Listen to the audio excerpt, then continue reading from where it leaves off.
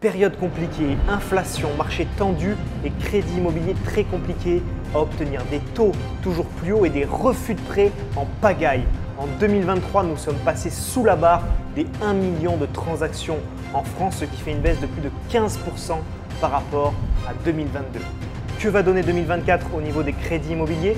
Comment faire pour obtenir son crédit malgré tout ça? C'est ce qu'on voit ensemble aujourd'hui. Salut à toi, c'est Rémi, j'espère que tu vas bien. Bienvenue dans cette nouvelle vidéo. On va parler de crédit immobilier, de taux d'usure, de durée d'emprunt, de taux d'emprunt, d'apport et de comment obtenir le meilleur crédit immobilier possible, même en cette période difficile. C'est parti! Pour investir, il va falloir respecter les règles, encore plus que les années passées. Les banques vont serrer encore un petit peu la vis et les meilleurs profils vont tirer leur épingle du jeu. C'est toujours possible d'emprunter sur 25 ans avec du différé, sans apport, mais à condition de respecter les critères que l'on va voir ensemble dans cette vidéo. Premier point, tes chiffres doivent tous être bons. Tu dois faire tous tes calculs en amont et faire en sorte que ton bien soit rentable. Bien entendu, pour toi, parce que tu veux faire du cash flow positif tous les mois, gagner de l'argent avec tes appartements, ça c'est la base. Mais en plus, tu veux montrer au banquier ou au courtier que tu sais de quoi tu parles et qu'il peut avoir confiance en toi pour ton investissement. Pour les plus novices, qu'est-ce que ça veut dire? Ça veut dire que tu dois faire plus d'argent que tu n'en dépenses chaque mois. Ton but, c'est d'être au minimum à l'autofinancement et d'essayer d'aller vers le plus de bénéfices possible. Pour faire tes calculs précisément, je t'invite directement à télécharger dans la description un calculateur de cash flow simplifié et gratuit que je mets à ta disposition. Ce calculateur te permettra de maîtriser tout l'environnement de ton investissement, maîtriser tous les chiffres pour ne pas faire d'erreur et ne pas te tromper. Donc, clique en dessous, c'est gratuit et télécharge-le directement. Deuxième point, être irréprochable auprès de ton interlocuteur. Le banquier, il est en position de force. Peu de crédits sont acceptés en ce moment et tu dois vraiment faire tout ton possible pour faire partie de cette élite. À toi de lui prouver que tu vaux le coup et qu'il doit te faire confiance et qu'il doit te prêter de l'argent. Tu peux passer par un banquier ou bien un courtier qui aura les bons interlocuteurs en face de lui. Souvent des banquiers qui sont expérimentés, qui sont eux-mêmes investisseurs et qui connaissent le langage de l'investissement immobilier locatif. Et ils seront plus à même de t'aider. Dans les deux cas, tu dois respecter deux choses très importantes. La première, c'est quel que soit ton interlocuteur, lui envoyer tous les documents en amont, en temps et en heure, sans qu'il ait besoin de te les redemander et sans retard. Deuxième point, tu dois avoir un dossier bancaire monté à la perfection. Ce dossier va te permettre d'être le plus précis possible dans ta description de projet, présenter différents chiffres, différents cas de figure, raconter l'histoire de ton projet, créer des émotions, bien tout détailler et bien tout chiffré.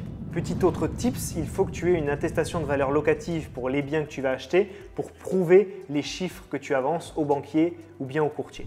Rassure le banquier complètement et il changera sa vision sur toi.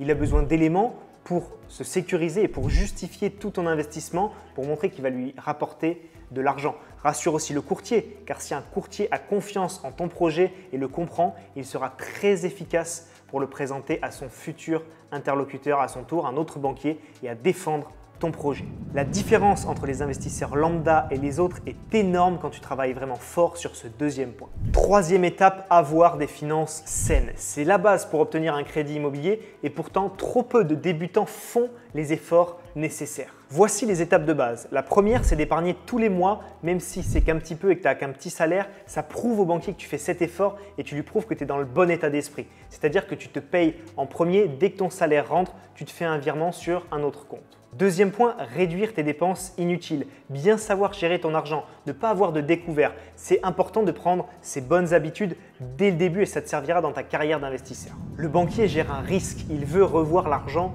qu'il te prête. Tu dois donc te montrer sous ton meilleur jour pour qu'il ait confiance en toi le plus possible. Enfin, une règle importante que tu dois respecter, c'est la règle des 70%, voire 80-90% pour certaines banques. C'est quoi cette règle? Ça veut dire que si tu as 1 000 € de loyer hors charge, tu dois avoir au maximum 700 € de mensualité. Ça va rassurer énormément le banquier au niveau des chiffres. À toi de voir en fonction de l'interlocuteur que tu as en face de toi, courtier ou banquier, quel est son niveau de connaissance en investissement immobilier locatif et à toi d'adapter ton discours en fonction de ce que tu veux lui présenter comme chiffres et caractéristiques de ton projet immobilier. Attention pour tous les débutants qui regardent cette vidéo.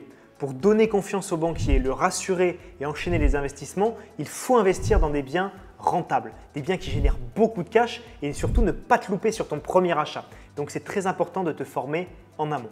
Nous arrivons maintenant à la fin de cette vidéo. Si elle t'a plu, si tu as appris des choses, pense à la liker, pense également à t'abonner à ma chaîne. Et ce que je vais t'inviter à faire dès maintenant, c'est à te rendre dans la description de la vidéo parce que tu vas pouvoir retrouver le calculateur de cash flow dont on a parlé un petit peu plus tôt. Tu vas retrouver des guides pratiques sur la fiscalité, sur les villes où investir, bref, tout un tas de cadeaux et même une heure de formation gratuite. Tout ça, ça a une valeur d'environ 300 €. C'est offert, tu mets simplement ton email, ton prénom et je t'envoie ça directement sur ta boîte mail.